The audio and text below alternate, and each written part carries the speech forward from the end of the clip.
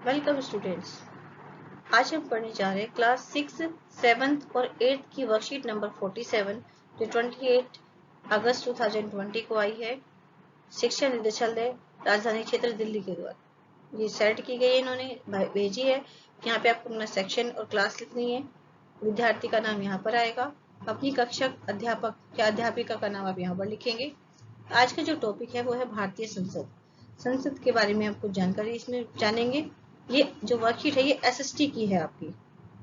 चलिए देखते हैं। भारत में कानून बनाने की सर्वोच्च संस्था भारतीय संसद है। जो सबसे बड़ी सर्वोच्च संस्था है जो कानून बनाती है वो कौन है? भारतीय संसद। कानून यहीं से बनते हैं।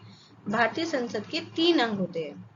कितने अंग होते हैं भारतीय संसद के? 3 अंग। पहला राष्ट्रपति, दूसरा लोकसभा और तीसरा राज्यसभा। ये तीनों अंग मिलके भारतीय संसद बनाते हैं। समझ में आ गया कौन कौन से? एक तो राष्ट्रपति,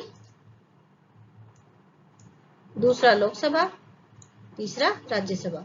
ये क्या है? भारतीय संसद के अंग है। आगे देखते हैं। राष्ट्रपति का चुनाव लोकसभा, राज्यसभा तथा राज्य विधानमंडलों के निर्वाचित सदस्य करते हैं। अब यहाँ पे एक बात आई कि राष्ट्रपति का चुनाव कैसे होता है। तो जो लोकसभा, राज्यसभा और राज्य विधानमंडलों के निर्वाचित चुने हुए सदस्य होते हैं वो उनका राष्ट्रपति का चुनाव करते हैं। चलिए आगे देखते हैं। संसद के सदन। संसद के 2 सदन होते हैं। एक लोकसभा जिसे निम्न सदन कहते हैं, दूसरा है राज्यसभा, इसे उच्च सदन कहते हैं। लोकसभा में कुल सदस्यों की संख्या 545 होती है और राज्यसभा में कुल सदस्यों की संख्या 250 होती है। अब यहाँ देखते हैं जो सदस्य है 545 कैसे कैसे आते हैं। 543 सदस्य जनता द्वारा चुने जाते हैं, जबकि जो 2 सदस्य आंग्लेय भारतीय समुदाय के होते हैं जिन्हें राष्ट्रपति द्वारा मनोनीत किया जाता है। 2 सदस्य जो है राष्ट्रपति के द्वारा चुने जाते हैं और बाकी सारे जनता के द्वारा चुने जाते हैं। तो 543 और 2 जोड़ेंगे तो क्या आएगा? 545। चलिए अब इधर देखते हैं। 238 लोगों का चुनाव राज्यों के विधानमंडल के चुने हुए प्रतिनिधियों के द्वारा होता है। जो राज्यों की जो विधानमंडल के प्रतिनिधि चुनकर आते हैं ना, वो इन लोगों का चुनाव करते हैं। जबकि 12 सदस्यों को राष्ट्रपति द्वारा मनोनीत किया जाता है। तो 238 और 12 मिलके कितने हो गए? 250। अब ये है क्वेश्चंस। पहला क्वेश्चन है अपने लोकसभा क्षेत्र एवं सांसद का नाम पता करके लिखिए। तो मैंने यहाँ पे आंसर लिख दिया है कि मेरे लोकसभा क्षेत्र का नाम पूर्वी दिल्ली है, इसके सांसद का नाम श्री गौतम गंभीर है। तो आपके अभी जो भी चुनाव क्षेत्र हो, लोकसभा क्षेत्र जो भी आपका हो, उसका नाम आपको लिखना है और उसके सांसद का नाम लिखना है। ठीक है, पहला क्वेश्चन समझ में आ गया कि लोकसभा क्षेत्र कौन सा है आपका और उसका सांसद कौन है। दूसरा क्वेश्चन देखिए। पता लगाइए कि राष्ट्रीय राजधानी क्षेत्र दिल्ली के कितने सांसद लोकसभा में है एवं कितने सांसद राज्यसभा में। उन सभी के नाम लिखिए। इस क्वेश्चन का आंसर नेक्स्ट पेज पर है। एक बार पहले क्वेश्चन समझ लो। ठीक है, ये क्वेश्चन समझ में आ गया कि आपको ये बताना है लोकसभा में दिल्ली से, जो हमारी दिल्ली है, इससे कितने सदस्य, कितने सांसद लोकसभा में और कितने सांसद राज्यसभा में। दिल्ली से बताना है आपको।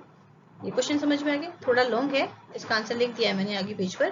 क्वेश्चन 3, राष्ट्रपति द्वारा कितने सदस्यों को लोकसभा में और कितने सदस्यों को राज्यसभा के लिए मनोनीत किया जा सकता है।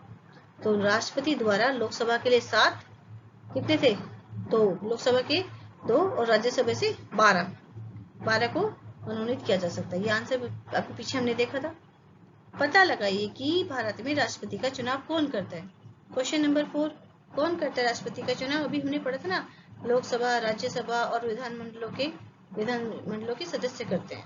चलिए इनके आंसर देख लेते हैं। फर्स्ट का आंसर तो यहाँ पर लिखा हुआ है, ये रहा। ठीक है बेटा।